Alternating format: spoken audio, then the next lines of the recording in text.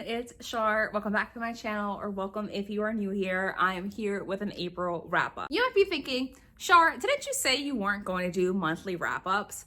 I did, but I tried to do a quarterly wrap-up, and oh my gosh, that was so overwhelming because I had so many books to talk about. So I decided that moving forward this year, I'm going to be doing monthly wrap-ups and then quarterly favorites. So without further ado, let's talk about April. So in the month of April, I read 10 books, and overall, I had a really great time, lots of fun video projects, and I want to talk to you about the books that I've read. And at the very end of this video, I am going to have statistics for those of you who are interested in stats, which definitely is me. I love hearing about people's reading stats. You can look forward to that at the end of the video. But for now, let's go over the books that I read in the order that I read them throughout the month of April. I'm going to start with the books that I actually DNF'd this month. So I DNF'd 2 books in April. The first book that I DNF'd, I'm going to stand over here so the book can be here. The first book that I DNF'd was Havoc Killed Her Alpha.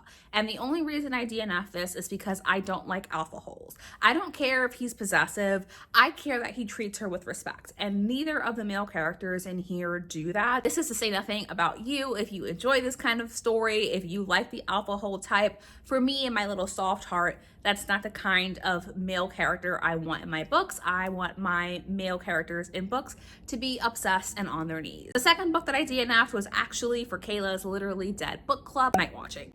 I DNF'd Night Watching because I was expecting a story about a woman who has her house broken into. There is someone there who she knows has the intention to kill her and her family, and it is just her and her 2 young children, and it is a fight for survival as they lock themselves in this little safe room and this man attempts to lure them out. Why did I think that? Because that's the pitch. That's not what this book is. What this book actually is a literary suspense, and it is more of a story about how women are not believed and how women are gaslit by men. Gaslighting is something that I don't like reading about, and therefore when I got to about 35% into the story, realized what this was actually about, I decided to DNF it.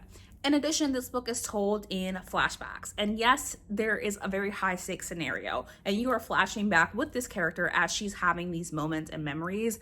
But for the sake of this story and the way that it's told, it kills all suspense because she's in this very, very tense moment where she's fighting for her life. Yet we as the reader spent most of the time in the background with her and these memories that ultimately serve no purpose but to tell you this is how men gaslight women. So I started off this month with Don't Want You Like a Best Friend. I continue to be in my historical romance era. I'm absolutely obsessed and loving it. And Don't Want You Like a Best Friend is a sapphic historical romance, kind of like a Parent Trap retelling. So in this story, we have 2 girls who are in their season.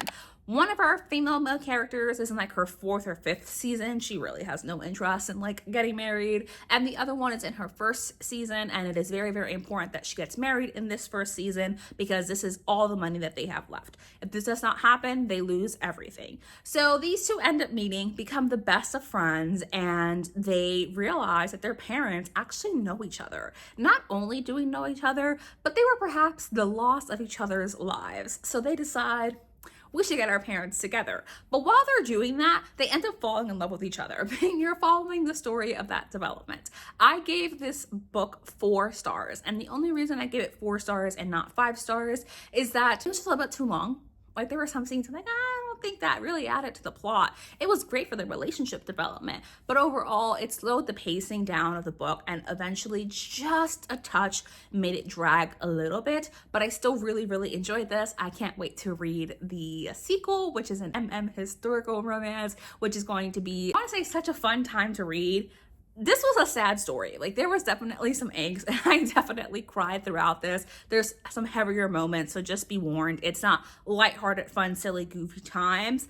There's more to it than that, which I actually did really appreciate because obviously it's a historical romance. And I want to see the exploration of how this impacts characters because their time periods are obviously very, very important to how people perceive them and how this affects their relationship as queer people. I then moved on to read Killing Stalking Volume 2. If you don't know what this manhwa series is about, I have spoken about it many times before. This is the story of Sang-woo and Yoonbum. And Yoonbum is a stalker who's obsessed with Sang-woo. And he breaks into Sang-woo's house and realizes as he hears screaming from the basement, oh, this man's actually a serial killer. But too late for him. Sang-woo knows that he's there, and he is now Sang-woo's prisoner. It's not a romance. There's a very, very toxic and abusive relationship between these two characters. I would describe this more as psychological horror, and I really enjoyed it for what it is. However, volume 2 wasn't as much of a love for me as volume 1 was. I still really enjoyed volume 2 because I gave it 4 stars. But we have this point of view in the beginning with a detective, and if you're new here, I don't like detective stories. I don't want to read about a cop. I don't. And then we get this guy's point of view where obviously he's like trying to track down Sang-woo because he's like, this kid is creepy. He's fucking creepy and something's wrong with him. And I'm going to figure out what that is because he's sensing that Sang-woo's a serial killer. But I still don't want to read about his point of view. And I'm worried that he's going to become a more prominent character throughout the series. This is also more of an exploration of Yoon Bum's psychological state and the immense pressure and trauma that he is actively dealing with being the captor of a serial killer who is extremely unhinged in many, many, many ways. But still a 4-star read. For my Second Chance series edition 1, I read the Thursday Murder Club series in its entirety.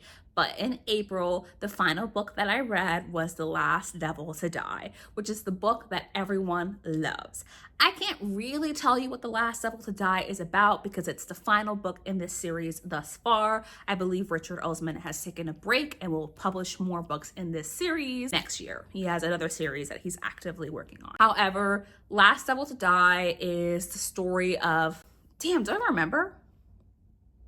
I don't remember because one of my criticisms for this series is that you don't remember what the mysteries are. I don't know what the mystery is. I know what the general like things that were happening was. Don't know what the mystery is. All I remember is that I really, really cried. The heavier topics in here made me sad. By this point in the series, I did feel very connected to the characters and was with them on their adventures. And so I gave this book 5 stars. If you want to see a more coherent review where I actively remember what's happening, I'll have the vlog linked so you can watch that. I also read One Pucked Up Pack by Sarah Blue. I gave this book 2.5 stars. My issue with this book is first, I really enjoyed the beginning of the story. I was vibing. I was like, cool, it's an Omegaverse. This girl has like a very complicated past. She's a little bit guarded. She meets these 3 hockey players. They immediately have the scent match and this kind of mating bond. And they're just there frolicking in this snowy cabin, having fun, sexy, good time. That is what I was enjoying. And then we get a very, very chaotic thing that happens and the story becomes something else entirely. And ultimately, this story just did not work for me. I have a vlog where you can watch that if you want to see my reading journey with this book and what I thought of it. I appreciate it because it did introduce me to Omega in a more complete and complex way, where I recognize that I do enjoy Omegaverse and there are things about the Omegaverse that I really, really love. This specific book just didn't work perfectly for me, and so it was a 2.5 stars. I read one of my most anticipated books of 2024, and that is Murder Road by Simone St. James. Now, with Murder Road, this is a story of a couple. They are newly married and they are driving to their honeymoon destination, this very, very small remote resort area, just to have a few days to themselves to celebrate their union and their marriage. Union.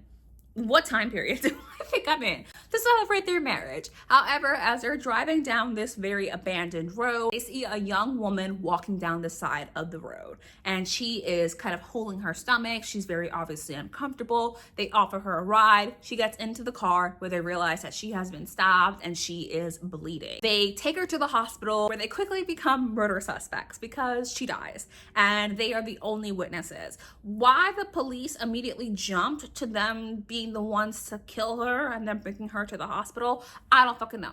I don't know, but they did. But you know what, besties? That's the theme of this whole book. Why? You never know. You never know. I gave this book 3 stars in the sense that I enjoyed it the way I enjoy cheesy horror movies, not in the way that I think this is good.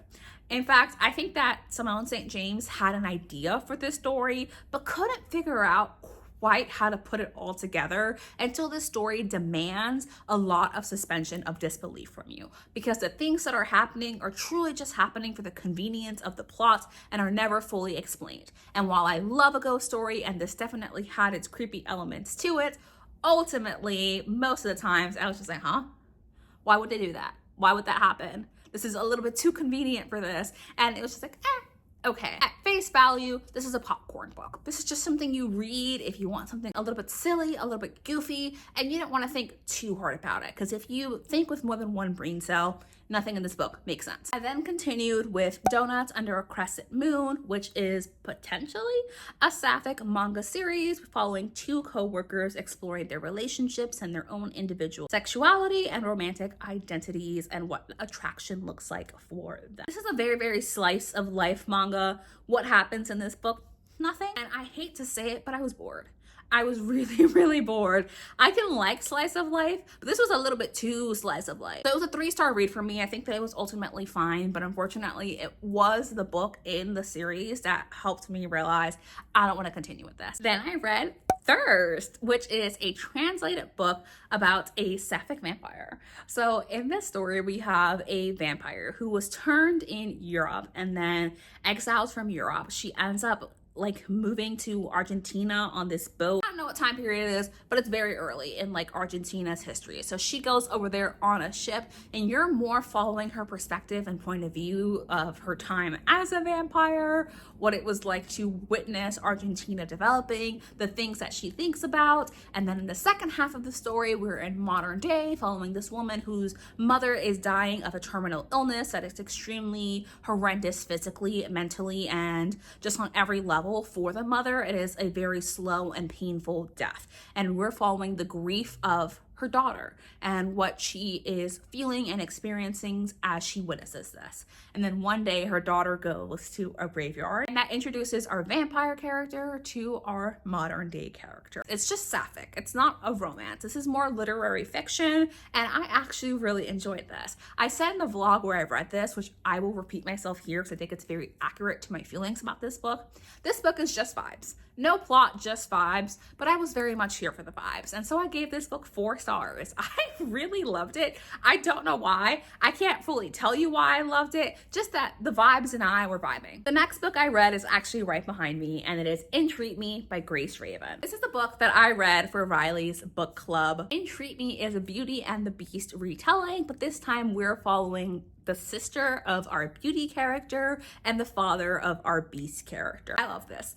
I love this. Listen, there's no one who can write soulmates like Grace Raven can write soulmates. It is such a romantic retelling of Beauty and the Beast with aged up characters who are a little bit older, have slightly more complex past, and are just dealing with their own things. So much of this is their fun banter and their steamy moments and just a development of their relationship, which I think is truly one of the cornerstones of Grace Raven's ability to write soulmate couples, because you cannot convince me that these two are not soulmates. Beauty and the Beast is not my favorite fairy tale at all. However, this book convinced me that it could be, because this version of Beauty and the Beast I absolutely adored. I gave this 4 stars just because upon my initial read, I found some of the flashback scenes a little bit tedious and it felt a little bit slow. But I fully recognize that Beauty and the Beast itself is a relatively slow story, largely set in the castle and centered around the relationship development between our Beauty and the Beast character. If I went back and reread this with the expectations that this was not going to be a sweeping high fantasy and was rather a romance through and through, I think I would give this book 5 stars, and I have every intention of rereading this book very soon. And the very last book that I read in April is Fangirl Down by Tessa Bailey. I think the giant smile across my face really reveals to you how I feel about this book, as does the fact that I immediately ordered a special edition of it, which was only $17, which was really, really good right after it, because I know that it's going to become a comfort read for me. I'm not going to give you my full review of this just because next week you'll be seeing a sports romance reading vlog for me where I read this book and tell you my full opinions. But just know I gave this book 4.5 stars and I really, really loved it. You'll find out more about why I loved it, but once I tell you why in that reading vlog, you're gonna be like, yeah, obviously. All right, besties, so that does bring us to the end of this video, where the last thing that you and I have to discuss is statistics. If you're not interested in stats at all, please feel free to click off the video here. I've given you all of my reviews and thoughts of the books that I've read throughout the month of April, but for those of you who are interested in stats, let's get into them. Of those 10 books, I've read 3 books via the audiobook, I've read 6 books physically, and I read 1 ebook. I got 7 of those books from the library. I listened to one of those books on Everend. I read one of those books on Kindle Unlimited, and I physically owned one of these books. You can see that I was having a massive love affair with the library this April. That's going to continue in May, because look at that giant pile of books I have checked out from the library for May. Those are the basic stats. As always, thank you so much for watching this video. I hope that you did enjoy watching it. Thank you for bearing with me as I adjust to my new iPhone and get all of the accessories to make it compatible with my audio devices. Let me know your favorite book that you read in April, or something you're looking forward to reading in May. If you've gotten to the end of this video and you do want to leave me an emoji just to let me know that you did get to this point, you can leave me the rose emoji in the comments below for our Beauty and the Beast retelling. Please subscribe if you are not already, because that does really support me and this channel. I post videos twice a week, and I am going to see you in my next one. Bye, besties!